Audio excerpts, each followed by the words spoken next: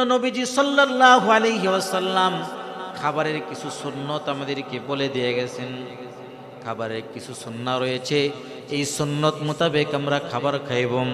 এক নাম্বার হলো নবীজি সাল্লাল্লাহু আলাইহি ওয়াসাল্লামের অভ্যাস ছিল তিনি ফ্লোরে খাবার খাইতেন, সমতল ভূমিতে তিনি খাবার খাইতেন, উঁচু জায়গায় তিনি খাবার খাইতেন না। যদি আমাদের কোনো সমস্যা না থাকে তাহলে আমরাও নবীজির এই সুন্নত পালন করব। একান্ত যদি কোনো সমস্যা না থাকে যে ফ্লোরের ভিতরে আমরা বসতে পারি না, রোগ হয়েছে, তখন ভিন্ন কথা। এছাড়া যদি কোনো রোগ না থাকে, বিশেষ কোনো কারণ না থাকে, তাহলে ফ্লোরে বৈশা সমতল জায়গাতে বৈশা খাবার খাওয়া এটা নবীজির সুন্নাহ। দুই নাম্বার হলো খাবারের আগে হাত ধৌত করা।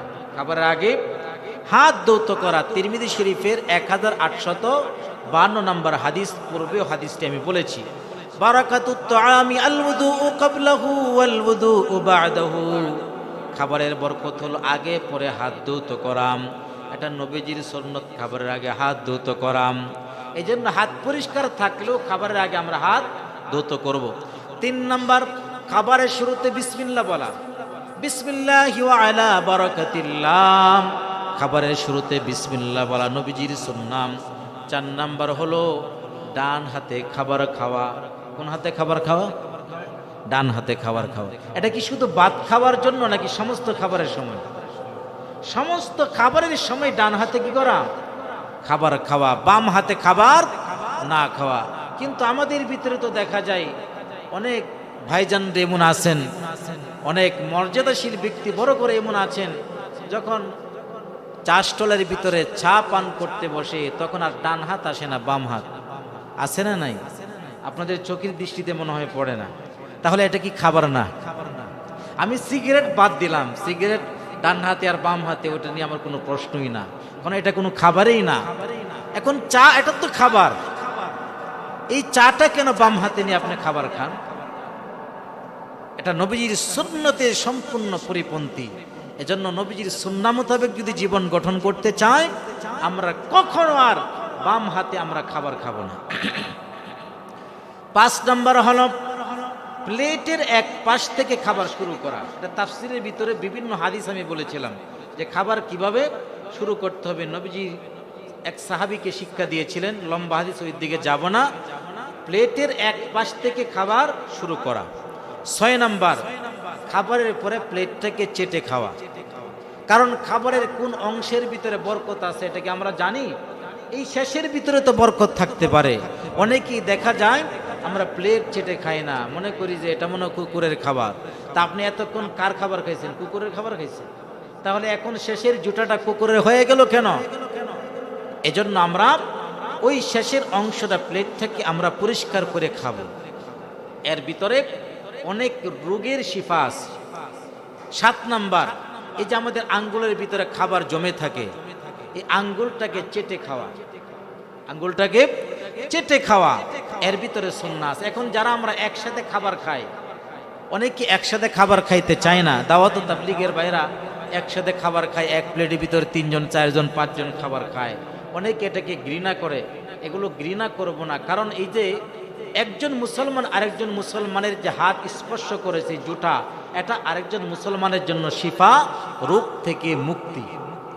এই জুটাটাও আমার বিভিন্ন রোগ থেকে মুক্তির কারণ হয়ে যায়। তাহলে আঙ্গুলটা আমরা চেটে খাবো। 8 নম্বর, খাবার খাইব 3টা পদ্ধতিতে। খাবার খাইব কয় পদ্ধতিতে? 3 পদ্ধতিতে। এটা খুব ভালো করে আমরা খেয়াল করি। খাবার খাইব 3 পদ্ধতিতে। 1 নম্বর, উভয় হাঁটু উঠায়া। 1 নম্বর কি? দুনো পা উঠানো অবস্থায় খাবার খাবো। 2 নম্বর, অথবা দুনো পা বিছাইয়া, যেভাবে নামাজের ভিতরে আমরা বসি দুনো পা বিছাইয়া। 3 নম্বর, 1 পা উঠাইয়া 1 পা বসানো। 1 পা উঠানো অবস্থা, 1 পা বসা অবস্থা। এই 3 পদ্ধতির যে কোনো পদ্ধতিতে আমরা খাবার খাইব। এর ভিন্ন কোনো পদ্ধতিতে আমরা খাবার খাইব না। কিন্তু এখন তো আমরা খাবার খাইতে গেলে আসাম খাইতে বসি। এর দ্বারাতে এই কারণে তো আমাদের বুড়ি বাড়তেছে। যখন খাবারের সময় পেটটা চাপের উপরে রাখবো তখন বুড়ি বাড়বে না, বুড়ি কমতে থাকবে। আপনি খেয়াল করে দেখেন, নবীজির সুন্নতের উপরে আমল করেন। 2 হাঁটু উঠাইয়া খাবার খাইবেন, দুই হাঁটু যখন উঠাইবেন তখন পেটের মধ্যে চাপ থাকবে। এই চাপ থাকার কারণে তখন বুড়িটা আর বাড়ে না, বুড়িটা আস্তে আস্তে কমবে। রাসূল এই হাদিসের উপরে যারা আমল করবেন তাদের মেদ কমতে থাকবে ইনশাআল্লাহ। 9 নাম্বার, খাবারের ভিতরে যদি শুরুতে আমরা বিসমিল্লাহ বলে যাই, এত ক্ষুধা লেগেছে বিসমিল্লাহর কথা ভুলে গেছি, যখন স্মরণ হবে তখনই আমরা কি পড়ব? বিসমিল্লাহি আউয়ালাহু ওয়া আখিরা। আবু দাউদ শরীফে 3767 নাম্বার হাদিসের বর্ণনা। যখন আমরা খাবারে শুরুতে বিসমিল্লাহ বলে যাব তখন আমরা মাঝখানে যখনই স্মরণ হয় বিসমিল্লাহি আউয়ালাহু ওয়া আখিরা পড়ব। আল্লাহ পাক শুরু এবং শেষের আল্লাহ পাক খাবারের ভিতরে বরকত দান করবেন। 10 নাম্বার, আমরা খাবারের সময় পানি পান করি না। পানিটা আমরা কিভাবে পান করব, পদ্ধতি কি, নবীজি সাল্লাল্লাহু আলাইহি ওয়াসাল্লাম তাও আমাদেরকে শিখিয়েছেন। যখন খাবারের ভিতরে যখন পানিটা পান করব অনেকে নিঃশ্বাস ছাড়ে, পানির গ্লাসের ভিতরে অনেকেই নিঃশ্বাস ছাড়ে, আমরা নিঃশ্বাস ছাড়ব না। অথবা খাবারের ভিতরে অনেকেই ফু দেয়, যদি গরম কিছু হয় যেমন চা কেউ পান করে তাহলে ফু দেয়। এই দুটোটাই আমাদের শরীরের ভিতরে রোগ ব্যাধি ছড়ানোর মারাত্মক কারণ। এই জন্য নবী সাল্লাল্লাহু আলাইহি ওয়াসাল্লাম বলেন, সহিহ বুখারীর বর্ণনা 5630 নম্বর হাদিসের বর্ণনা, ইদা শারিবতুমুল মা ফাসাম্মিল্লাহ, যখন তোমরা পানি পান করবা তখন তোমরা আল্লাহর নামে পানি পান করবা। ওয়ালা তুনাফিস ফিল মা, আর পানিতে তোমরা নিঃশ্বাস ফেলবা না।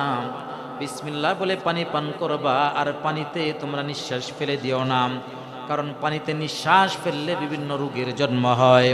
মুসলিম শরীফের বর্ণনা 5406 নম্বর হাদিসের বর্ণনা, হযরতে আনাস রাদিয়াল্লাহু তাআলা আনহু থেকে হাদিসটি বর্ণিত, কানা রাসূলুল্লাহ সাল্লাল্লাহু আলাইহি ওয়াসাল্লাম ইয়াতানাফাসু ফিশ শারাবি থালাসান ওয়া ইয়াকুলু ইন্নাহু আরওয়াম ওয়া আবরাউ ওয়া আমরাউ। নবীজি বলেন, যখন পানি পান করবা 3 শ্বাসে পানি পান করবা।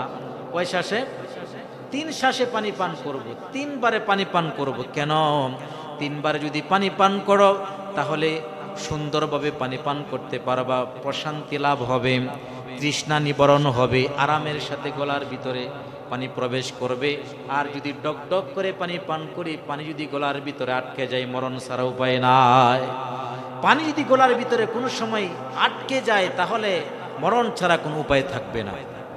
নবীজির সুন্নতের উপরে আমল করলে মানুষেরা বিভিন্ন ভয়ঙ্কর বিপদ থেকে মুক্ত থাকতে পারে।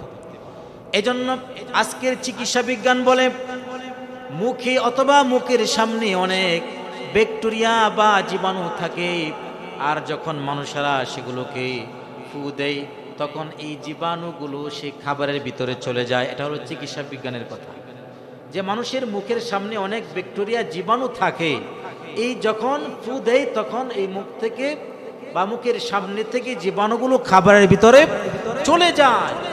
এর দ্বারাতে তার পেটের ভিতরে ওই জীবাণুগুলো চলে যায়, বিভিন্ন রোগ জন্ম দেয়। এটা হলো আজকের চিকিৎসা বিজ্ঞানের কথা। এই জন্য খাবারের আগে পরিষ্কার পরিচ্ছন্ন করতে হয়, খাবারের ভিতরে ফু দিতে নাই।